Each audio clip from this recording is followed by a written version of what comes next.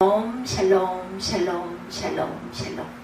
하나님 사랑합니다. 여러분 주 안에서 사랑합니다.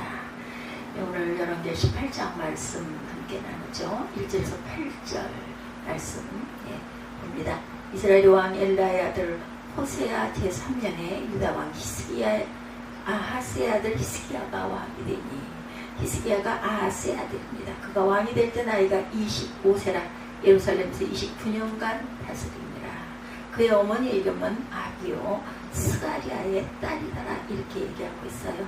히스기야가 그의 조상 다윗의 모든 행위와 같이 야훼 보시기에 정직하게 행하여 여러 산당을 제거하고 조상을 깨뜨리며 아세라 목상을 찍으며 모세가 만들었던 녹뱀을 이스라엘 자손이 이때까지 향하여 분양함으로 그것을 부수고 느우사단이라 일컬었더라. 히스기야가 이스라엘 하나님 야훼를 의지하였는데 그의 전후 유다 여러 왕 중에 그러한 자가 없었으니 곧 그가 야훼에게 연합하여 그에게서 떠나지 아니하고 야훼께서 모세에게 명령하신 계명을 지켰더라. 야훼께서 그와 함께 하심에 그가 어디로 가든지 형통하였더라. 저가 아수르 왕을 배반하고 섬기지 아니하였고 그가 블레셋 사람들을 쳐서 가사와 사방에 이르고 망대에서부터 견고한 성까지 이르렀더라. 오늘 말씀이 8장까지죠. 하나님이 함께 하심이 연합하여 그에게서 떠나지 아니하고 야훼께서 모세에게 명령하신 계명을 지켰더라. 야훼께서 그와 함께 하심에 6, 7절에 다시 한번 보십시다. 그가 야훼에게 연합하여 그에게서 떠나지 아니하고 야훼께서 모세에게 명령하신 계명을 지켰더라. 야훼에게 연합했다라고 말씀하고 있어요. 7절에 야훼께서 그와 함께 하심에 어디로 가든지 형통하였더라. 저가 아수르 왕을 배반하고 섬기지 아니하였고 블레셋 사람들을 쳐서 가사와 사방에 이르고 망대에서부터 견고한 성까지 이르렀더라. 형통한 삶을, 형통한 하루를, 형통한 한 해를 사시는 저와 여러분들 그리하여서 형통한 인생이 되시기를 주님의 이름으로 축복합니다. 그 비결이 이 말씀에 포함이 되어 있습니다. 성경이 형통이라는 단어가 자주 이렇게 등장하는데 번역하면 성공으로 번역할 수가 있어요. 성경이 형통한 인물로 대표적인 창세기 요셉 형들의 시기를 받아서 애굽의 노예로 풀려갔지만 형통한 자가 되어서 애굽의 총리까지 올라갑니다. 요셉의 성경에 형통한 인물로 묘사된 사람이 바로 히스기야 왕이다. 열왕기 상하 역대기에서 열왕기 하와 역대기에 여러 유다 왕들 중에 히스기야의 생애에 대해서 비교가 길게 소개되고 있어요. 열왕기 하에서도 히스기야를 형통하였던 왕으로 열왕기 18장으로 보면 7절에 말하고 있죠. 역대하에서도 히스기야 왕을 형통하였다고 한마디로 역대하 31장 21절에 증거합니다. 오늘은 히스기야 왕이 어떻게 형통한 삶을 살았는지 다시 구체적으로 살펴보죠. 세상의 형통과 성경의 형통은 다릅니다. 세상의 형통, 성경의 형통은 다르다. 형통이라는 말의 히브리어는 찰레아흐라고 하는데 번영하다, 성공하다라는 뜻을 갖고 있습니다. 찰레아흐. 세상 사람들은 어떤 일이 내 마음과 내 생각대로 잘 되어져 가는 것을 형통이라고 말하죠. 그리스도인들에게서 형통은 어떤 일이 하나님의 뜻대로 되어져 하나님이 원하시는 일들이 나의 삶 속에 이루어지는 것을 의미합니다. 히스기야의 형통은 과연 어찌하여 이루어졌나? 첫째, 현재 영적 상황을 어떻게 정확히 파악하였어요. 지금부터 20년 전까지만 해도 항공기의 조종실에는 기장, 부기장에 반드시 함께 타는 사람이 있었는데 바로 항법사라는 사람이 탔다고 합니다. 이 항법사가 하는 일은 운항에 필요한 모든 조치를 취해서 목적지에 무사히 도착하도록 이끄는 사람. 그래서 항법사의 일 중에 가장 중요한 임무가 바로 비행기의 현 위치를 아는 것이라고 해요. 비행기가 운항을 하다 보면 여러 조건 때문에 항로를 이탈하는 경우가 종종 있는데 이럴 때 항법사는 재빨리 현 위치를 파악해서 제 항로를 찾아가게 한다는 것입니다. 아주 중요하죠. 오늘날의 레비와 같은 역할. 그래서 비행기 조종은 조종사가 하지만 조종실에 항법사가 없으면 비행기가 목적지에 무사히 도착하는 일이란 생각할 수가 없었다고 합니다. 지금으로부터 멀지 않습니다. 20, 30년 전에까지도 그랬다. 3, 40년이라 할지라도 그렇게 멀지 않죠. 1978년 우리 대한항공 여객기가 시베리아의 호수에 불시착한 적이 있었어요. 1978년이면은 22년, 24년이니까 한 46년 전 일입니다. 그때 항법사가 위치 계산을 잘못한 게 원인이 되었다 이렇게 알려졌다는 거죠. 그럼 지금 그 비행기에 왜 항법사가 필요가 없게 되었는가? 내비게이션 시스템 때문이라고 합니다. 내비게이션이 나오면서 항법사는 필요가 없게 됐다. 내비게이션의 GPS 장치가 장착이 되면 그것이 이끌고 인도를 하죠.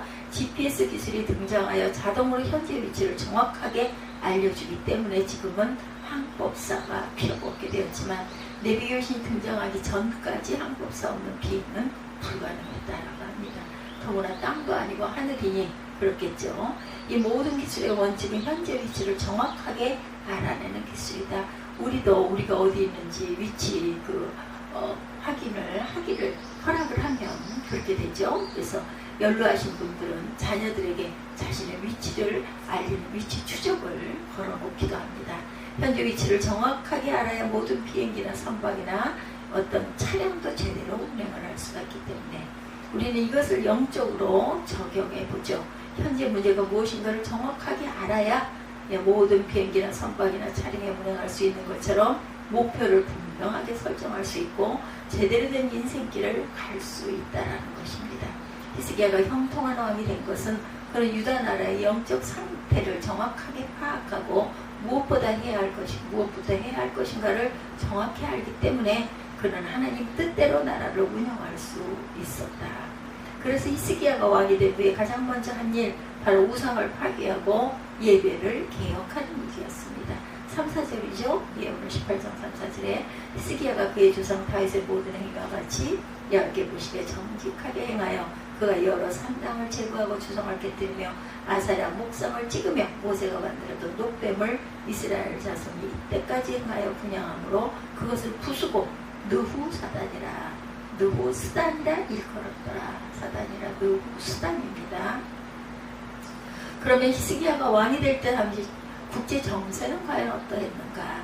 당시는 신흥강국 아수르가 등장해서 여러 나라를 정복하고 아주 강세를 떨치는 그러한 시대였습니다. 그래서 히스기야가 왕이 되기 전 아하스 왕 때 북이스라엘은 아수르에 멸망하고 말죠. 이것을 학자들 연대기 연구소에서 드러난 사실이라고 합니다. 예, 학자들이 이렇게 연구했다고 해요. 당시 유다는 작은 나라였기에 당연히 아수르에 대항할 힘이 없었습니다. 그래서 히스기야의 아버지 아하스 왕은 당시 최대 강국이었던 아수르를 따르는 정책을 씁니다. 아하스, 히스기야 아버지입니다.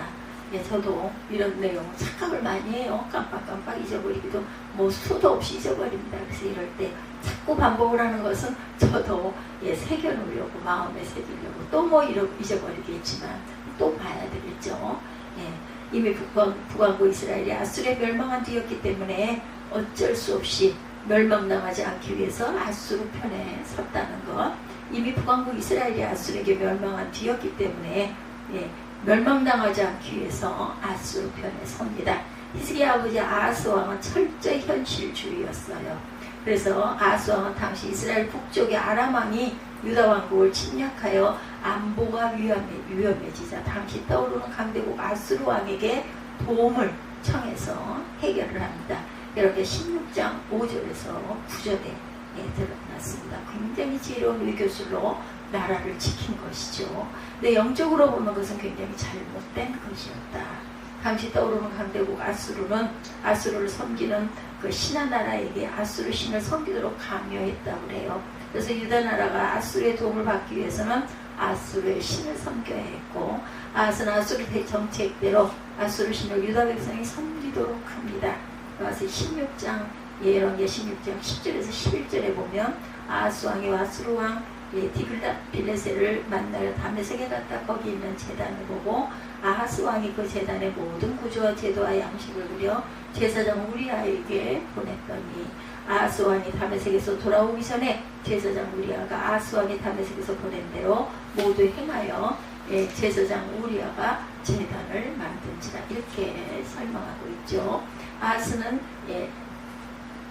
그 신리의 외교를 펴서 아수르를 의지하여 나라를 지키는 데 성공했지만 그로 말미암아 유대나라는 아수르 신을 섬기기 위하여 성전문을 닫게 됩니다. 아수르 신을 섬기는 산당들을 나라 구석구석마다 많이 짓게 되었던 것이죠. 그로 말미암아 유대나라는 성전 예배가 중지되었고, 있더라도 아수르 우상 의식을 받아들이며 타락된 제사 예배가 되어버렸다.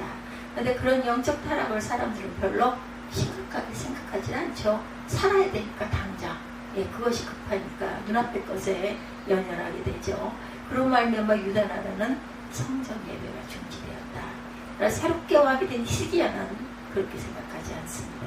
나라의 경제 안보가 아수르 손에 달린 것이 아니라 하나님의 손에 달렸다라는 것을 믿었기 때문에 하나님을 분노하게 만드는 우상을 그대로 내버려 두면 북쪽 이스라엘처럼 유다나라도 망할 수밖에 없다는 것을 너무나 잘 알았던 거예요.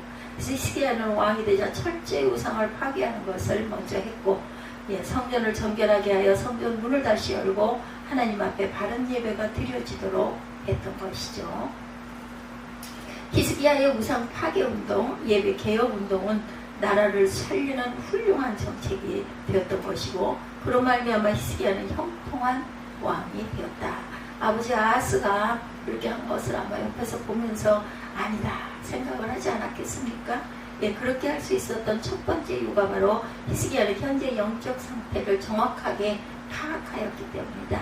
현재 나라의 문제가 무엇인가, 그리고 이 문제는 무엇 때문에 왔는가, 히스기야는 정확하게 판단합니다. 어떻게 히스기야는 이것이 가능했을까? 영적으로 깨어 있었기 때문이겠죠. 어떻게 히스기야는 정확히 나라의 영적 상태를 파악할 수 있었나? 간단하죠. 그 기준이 하나님 말씀이었기 때문이다. 하나님 말씀에 비추어 보니 나라가 얼마나 잘못된 길로 가는 것을 알았고, 자신이 어떤 개혁을 해야 할지를 알았던 것이죠. 6절입니다. 곧 그가 야훼께 연합하여 그에게서 떠나지 아니하고 야훼께서 모세에게 명령하신 계명을 지켰더라. 우리나라 2024년 바른 목표를 가지고 바르게 나아가려면 현재 나의 문제가 무엇인가, 영적으로 무엇이 문제인가를 제대로 깨달아 알아야 합니다. 그러려면 영적으로 깨어 있어야 하고 말씀에 비추어 내 영적 위치를 정확하게 진단해야겠다. 두 번째, 세상을 쫓지 아니하고 한 마음으로 하나님의 뜻을 쫓아야 되겠죠. 역대 31장 20절 21절에 보면 히스기야가 온 유다에 이같이 행하되 그의 하나님 야훼 보시기에 선과 정의와 진실함으로 행하였으니 그가 행하는 모든 일 곧 하나님의 전에 수정두는 일에나 율법에나 계명에나 그의 하나님을 찾고 한 마음으로 행하여 형통되었더라. 역대에서 히스기야 왕의 생애를 한마디로 요약한 말씀이 바로 이 구절입니다. 일에나 율법이나 계명이나 그의 하나님을 찾고 한 마음으로 행하여 형통하였더라. 히스기야 왕은 모든 일에 하나님만 찾았어요. 그리고 한 마음으로 하나님과 하나님의 뜻만 추구합니다. 그 결과 히스기야의 인생은 형통한 인생이 되었다라는 결론이죠. 히스기야 왕의 아버지 아하스 왕은 철저히 세상을 쫓아간 왕이라면 아들 히스기야는 철저히 하나님을 쫓아간 왕이었다. 히스기야가 예배를 개혁하고자 아수르 우상을 몰아내고 아수르의 조공을 중지하고 종교 개혁, 외교 개혁을 일으켰는데 쉽지 않은 일이었습니다. 엄청난 어려움과 고난이 따르죠. 그렇지만 히스기야는 고난이 닥쳐와도 하나님 쫓는 일을 중지하지 않았다. 그래서 히스기야의 위대한 그 정원 위기에 처했을 때도 변치 않고 하나님의 뜻만 쫓아간 그런 왕이었다는 것. 히스기야가 예배를 제대로 드리려고 아수르를 거역하자 아수르는 당연히 유대 나라를 쳐들어오죠. 그래서 나라가 아수르 군사로 말미암아 초토화되었다. 9절에 이렇게 얘기하고 있습니다. 결국 예루살렘 성 말고는 다 아수르 군사의 말발굽에 유린되고 맙니다. 그것도 모자라 아수르 군사는 예루살렘을 포위하고 예루살렘이 굶어 죽기를 기다리고 있었어요. 이런 위기에까지 다다르면 내부에 대단한 반발, 쿠데타가 일어나지 않겠습니까? 아수르에 항복하자, 그리고 아수르 신도 섬기자, 아수 앞에 그렇게 하여 나라를 지키지 않았나? 당연히 이런 반발이 있었겠죠. 지금 예루살렘까지 포위되고 함락 직전으로 몰리고 있는데도 히스기야 왕은 하나님만 믿는다고 고집을 부리겠는가? 비난도 대단했을 것입니다. 히스기야는 이런 위기에 처해도 자신의 믿음을 굽히지 않고 오직 하나님만 믿고 하나님께 기도했다. 19장에 이어서 이렇게 말씀하고 있습니다. 그래서 역대하의 히스기야의 믿음을 그의 하나님을 찾고 한 마음으로 행하여 형통하였더라. 역대 31장 21절에 이렇게 증거한다는 것. 저와 여러분 어떻습니까? 위기에 처해도 여전히 하나님만 바라볼 수 있겠는지, 병들어도 하나님만 바라볼 수가 있는가, 경제적으로 망하고 빚쟁이가 되어도 하나님만 바라볼 수 있는가, 위기에 처해도 한 마음으로 하나님 뜻만 쫓아갈 수 있겠는가. 그래서 우리가 형통한 인생을 살려면 하나님의 뜻대로 십자가를 굳게 지어 나아갈 줄 알아야 되겠다. 신지도 굳어야 되겠죠. 한 마음으로 주님을 쫓아가려면 작심삼일 절대로 되어서는 안 됩니다. 행복한 인생을 만드는 데 있어 여러 가지 자산이 필요한데, 재력도 재능도 자신이라는 분야의 전문적인 지식도 필요하고, 든든한 어떤 백 있으면 좋죠. 후원자, 건강도 받쳐주어야 합니다. 근데 이 모든 것보다 중요한 것은, 그것은 강한 의지력. 강한 의지력은 말로 하면 신념, 다른 말로 포드 자동차 회사의 설립자고 자동차 왕인 헨리 포드는 신념은 가장 가치 있는 재산이다, 이렇게 말했다고 그러죠. 이것을 우리는 믿음이라고 말합니다. 이 강한 의지력, 신념, 믿음이 있어야 우리 인생을 복된 인생으로 만들어갈 수가 있다. 히스기야 왕은 한 마음으로 강한 믿음과 신념으로 주님만 쫓아간 것이 그의 인생을 형통하고 복되게 만듭니다. 저와 여러분도 히스기야처럼 2022년 새해 한 마음으로 주님을 따라가시는 2024년이 되시기를 주님의 이름으로 축복합니다. 최고의 자산이 바로 최고의 축복에 이르는 길이라는 것. 어떻게? 한 마음으로 한 분 하나님만 따라가는 그런 삶. 세상을 쫓아가면 세상이 주는 길만 열려요. 그러나 하나님을 쫓으면 하나님의 길을 열어주시고 하나님이 함께 해주셔서 형통한 축복을 받게 된다라는 것. 세상을 쫓아가면 세상이 주는 길만 열린다. 하나님을 쫓아가면 하나님이 길을 직접 열어주시고 함께 해주신다. 그리하여 형통한 삶이 된다라는 것. 여러분들 어떤 길 가시겠습니까? 하나님을 쫓는 하나님의 귀한 자녀들 다 되시기 바랍니다. 어떤 고난이 온다 할지라도 주만 바라보십시다. 쓴물이 단물로 바뀝니다. 사막에서 만나 메추기를 멀추라기를 먹게 됩니다. 내 앞을 가로막는 골리앗이 무너지는 그런 사건을 우리가 직접 경험하게 된다. 하나님이 함께 하시면, 야훼께서 함께 하시면 홍해도 갈라지고 여리고성도 무너지지 않았습니까? 그러므로 시작부터 힘들다고 절대로 낙심하지 말자. 내 능력 안 된다고 포기하지 마시기 바랍니다. 하나님이 함께 하시면 얼마든지 우리 가족, 우리 사업 형통할 수 있다. 우리 교회가 형통할 수 있고 우리 민족이 분단된 국가가 하나가 될 수 있는 형통의 복이 하나님과 함께 할 때 열린다라는 것. 우리가 이런 한 해 한 발 한 발 갈 때마다 주님만 바라보는 저와 여러분 되시기 바랍니다. 우리가 형통할 수 있는 가장 중요한 조건, 하나님과 함께하는 길이다. 힘없는 고아 여성 에스더에게 하나님이 함께하니 왕비가 되고 민족을 살리는 영웅이 되죠. 에스더에서 보면, 에스더서에 집안에서도 인정받지 못했던 다윗이 이스라엘 역사상 가장 형통한 왕이 된 것, 다윗의 지혜 때문이 아니라 하나님이 다윗과 함께 하셨기 때문이다. 그러므로 강한 믿음과 신념으로 하나님만 바라보시기 바랍니다. 반드시 하나님이 함께 하실 것이고 형통한 한 해가 될 것이라는 것. 이제 6월도 저물어 갑니다. 2024년이 어느덧 반을 넘었어요. 그죠? 허리가 접혔어요. 세 번째, 히스기야는 하나님만 의지했다. 5절에 보면 히스기야가 이스라엘 하나님 야훼를 의지하였는데 그의 전후 유다 여러 왕 중에 그러한 자가 없었다. 히스기야는 그 전 어떤 유다 왕들보다 야훼 하나님을 의지하였다. 여기서 의지한다는 히브리어는 바티흐라는 단어, 열왕기서에 히스기야 왕에게만 이 단어가 사용이 됩니다. 그것도 10번이나 이 단어가 사용되죠. 그래서 히스기야가 하나님을 의지한 것은 특별한 믿음이었다라고 칭찬을 하죠. 근데 성경에 살펴보면 히스기야도 언제 하나님을 의지했던, 언제나 그랬던 사람은 아니었다. 히스기야도 인간적인 방법도 써봤고 인간적인 방법이 허망한 것이라는 것을 깨닫게 되었어요. 그래서 더욱 하나님을 의지하게 되었던 것. 여러분 18장 13절 이하에 보면 아수르가 라기스를 점령한 히스기야가 그들에게 은금을 보내고 히스기야가 인간적인 방법으로 아수르 군대를 잠잠하게 만들려고 한 사건이 있습니다. 저는 왕궁 곳간에 있는 금문들을 다 모으고 심지어 성전의 문과 기둥의 금을 벗겨서 아수르 왕에게 주는 사건이 오늘 본문 16절에 증거하고 있습니다. 성경을 다시 한번 봅니다. 그때 유다 왕 히스기야가 야훼 성전 문의 금과 자기가 모든 기둥에 입힌 금을 벗겨 아수르 왕에게 주었더라.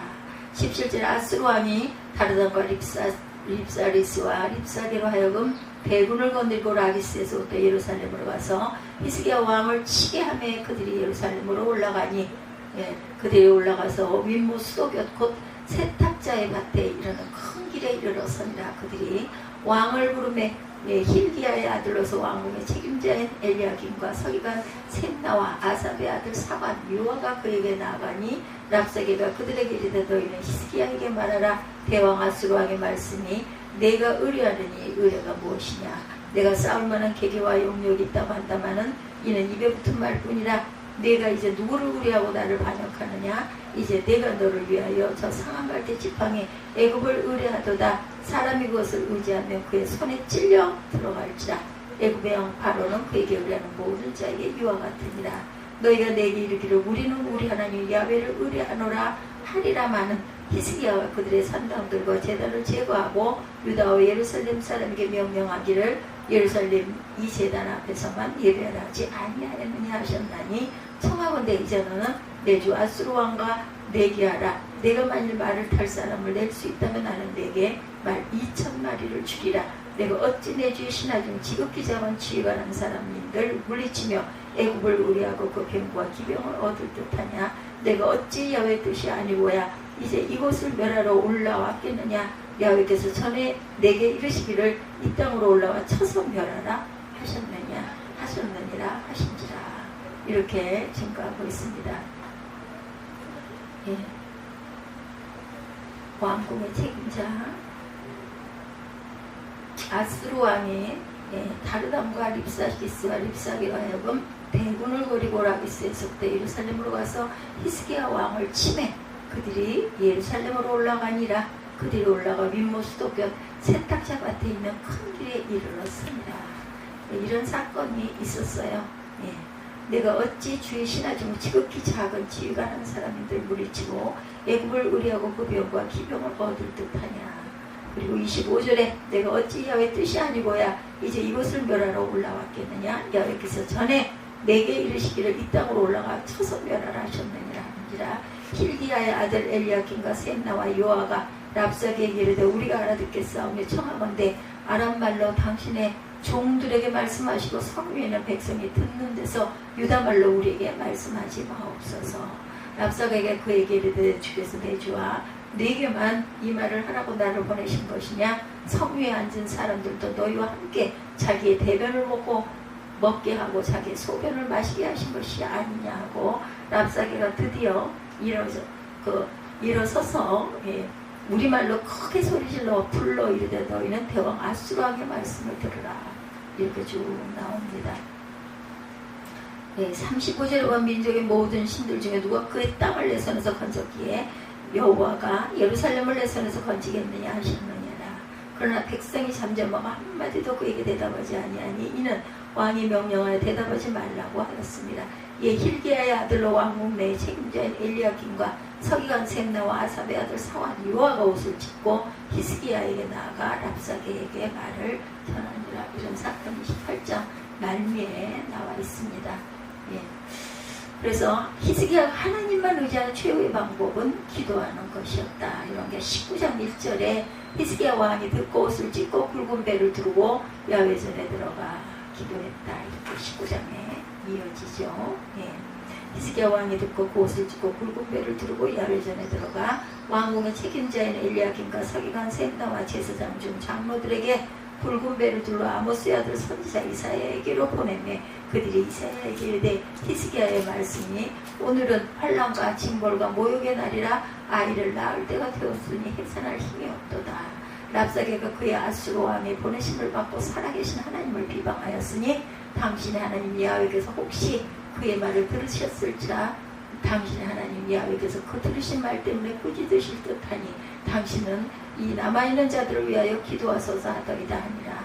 이와 같이 히스기야가 왕의 신복 이사야에게 나아가니 이사야가 그들에게 이르되 너희는 너희 주에게 이렇게 말하라. 야훼의 말씀이 너는 아수르 왕의 신복에 들은 바 나를 모욕하는 말 때문에 두려워하지 말라. 내가 한 영을 그의 속에 두어 그로 소문을 듣고 그의 본국으로 돌아가게 하고 그의 본국에서 그에게 칼에 죽게 하게 하시느니라 하더라. 랍사게가 돌아가다가 아수르 왕이 이미 라기스에서 떠났다함을 듣고 림나로가 아수르 왕을 만났으니 왕이 거기서 림나와 싸움은 죽이더라. 아수르 왕은 보수왕 다르 하가가 당신과 싸우고자 나왔다함을 듣고 다시 히스기야에게 사절을 보내 이르되 너희는 유다의 왕 히스기야에게 이같이 말하 이르기를 내가 믿는 내 하나님 예루살렘을 아수르 왕의 손에 넘기지 아니하겠다 하는 말에 속지 말라. 아수르의 여러 왕이 여러 나라에 행함과 진멸한 일을 내가 들었나니 내가 어찌 구원을 얻겠느냐. 내 조상들이 멸하신 여러 민족 곧 고산과 히람과 렙세와 그 레셉과 들라살에 있는 예덴 족속을 그 나라들의 신들이 건졌느냐. 하마담과 아르바담과 스발와임 성의 왕과 헤나와 아와의 왕들 다 어디 있느냐 아니라. 히스기야가 사자의 손에서 편지를 받아보고 야훼 성전에 올라가 히스기야가 그 편지를 야훼 앞에 펴놓고 그 앞에서 히스기야가 기도하여 이르되 그룹들 위에 계신 이스라엘 하나님 야훼여 주는 천하만국의 홀로 하나님시라. 주께서 천지를 만드셨나이다. 야훼여 귀를 기울여 들으소서. 야훼여 눈을 떠서 보시옵소서. 산에름이 살아계신 하나님을 비방하러 보낸 말을 들으시옵소서. 야훼여 아수르 여러 왕이 과연 민족과 그들의 땅을 황폐하고 또 그들의 신들을 불에 던졌사오니 이는 그들이 신이 아니요 사람의 손으로 만든 것 나무와 돌뿐이므로 멸하였나이다. 19절에 우리 하나님 야훼여 원하건대 이제 우리를 그의 손에서 구원하옵소서. 그리하시는 천하만국의 제 야훼가 홀로 하나님이신 줄 알리라 하니라. 이렇게 계속해서 기도하는 부분들이 나와 있습니다.